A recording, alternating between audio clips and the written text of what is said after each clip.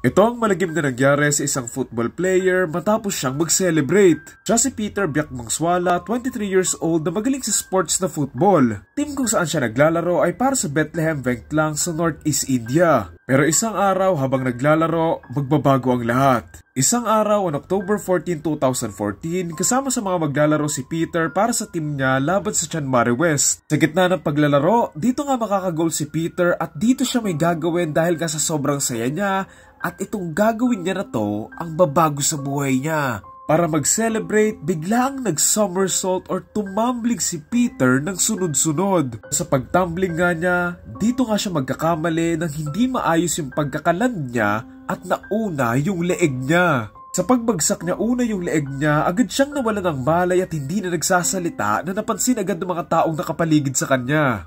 Dito na nga nagtakbuhan yung mga coach and teammates niya at tumawag ng mga ambulansya. Dala naman nila agad si Peter sa isang ospital at dito nga nila nalaman na nagkaroon daw ng spine injury pala si Peter dahil nga sa mali yung pagkakabagsak niya. Dahil dito, inoperahan siya at dinala sa may ICU but sadly, on October 19, 2014, around 7 AM, hindi na nakasurvive si Peter.